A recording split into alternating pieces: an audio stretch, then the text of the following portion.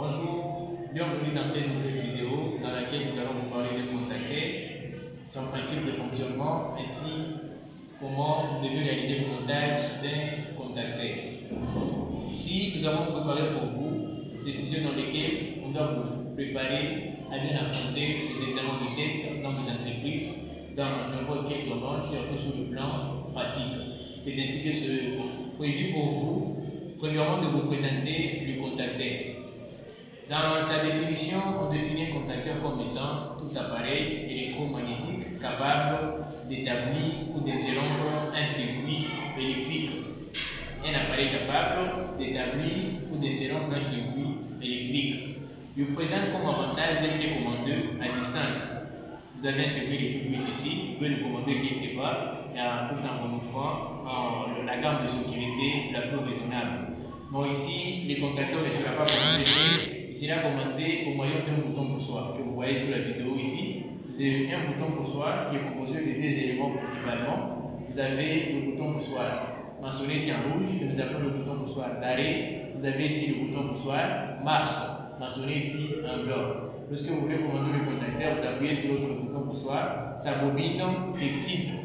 Sa bobine s'excite et quand vous voulez arrêter le montage, vous devez appuyer sur le bouton poussoir arrêt.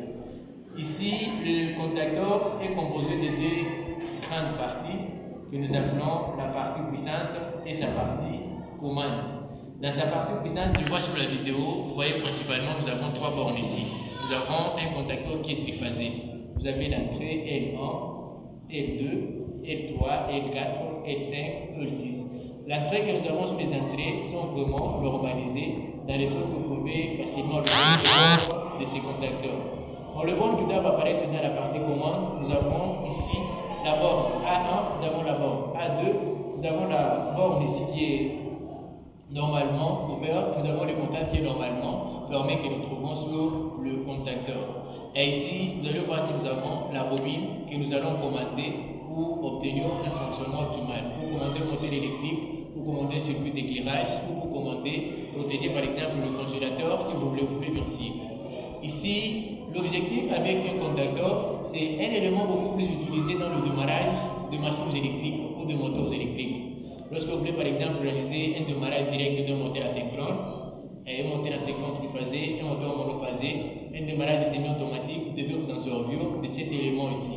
Bien sûr qu'avec un bouton poussoir qui vous permettra de commander le contacteur. Nous avons souligné que ces contacteurs doivent se commander à distance. L'avantage avec le contacteur est que dans son principe de fonctionnement, il y a un appareil électromagnétique. Autrement dit, nous avons la bobine, nous avons un électroaimant. Un électroaimant dans lequel sont enroulées une bobine non déterminée.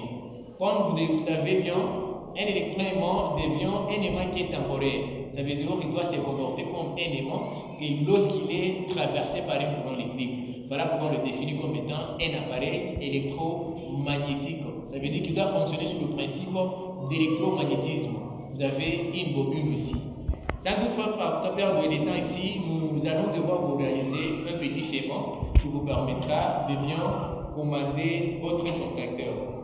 Pour réaliser ce montage, vous avez premièrement besoin de contacteur allemand, d'un bouton poussoir. Vous avez besoin aussi d'un disjoncteur ainsi que les outils d'un électricien comme vous le connaissez bien. Bien sûr, quand vous manquez un moteur électrique, vous pouvez utiliser aussi la lampe comme charge. Ici, sur les schémas, qu'est-ce que nous allons voir? Nous avons premièrement les symboles du contacteur. Comme nous avons le cas d'un contacteur qui est triphasé, nous avons les symboles ici avec la borne d'entrée A1, 2, 3, 4, 5 et 6. C'est dans la partie puissance. Vous avez ici la bobine K1 qui est composée de l'entrée A1 et de la sortie A2. Là, nous identifions les éléments qu'on doit vraiment voir dans les schémas de puissance. Donc, dans sa partie commande, vous avez les deux contacts que nous avons là-bas. Vous avez premièrement un contact 13-14 qui est le contact normalement ouvert. Vous avez un contact 21-22 qui est un contact normalement fermé. Et ici, qu'est-ce qu'on doit faire dans les schémas? Dans les schémas, pour commander ici, vous devez réaliser le petit montage qui est simple. Moi, je vais vous faire les schémas, vous allez réaliser le montage à la maison et vous mettre un commentaire dans ce que vous pouvez rencontrer comme problème. Nous avons souligné que premièrement, vous devez commencer par l'alimentation ici. Et dans mon cas, moi je commence avec un disjoncteur. Vous avez un disjoncteur qui est monophasé ici. Après la sortie du disjoncteur, je dois prendre un bouton pour soi qui est normalement fermé. Normalement fermé qui est ici les rouges, que j'appelle S0, avec comme nomenclature ici 11, 12. Après ça, vous devez prendre un bouton pour soi qui est normalement ouvert, que nous appelons ici un contact 13, 14, que j'appelle ici S1. Après S1, vous devez prévoir un contact de maintien.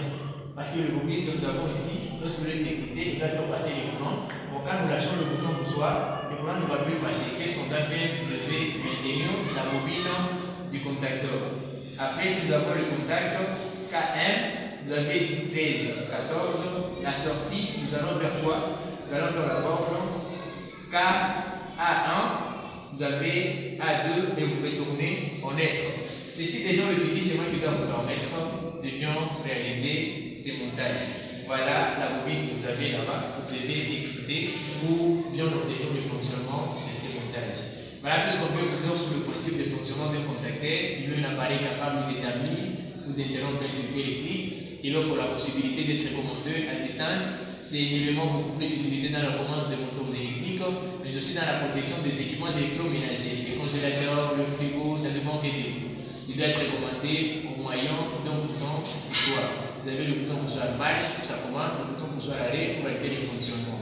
Pour réaliser ces montages, vous avez besoin de contacter le bouton pour soi, les outils de l'électricien.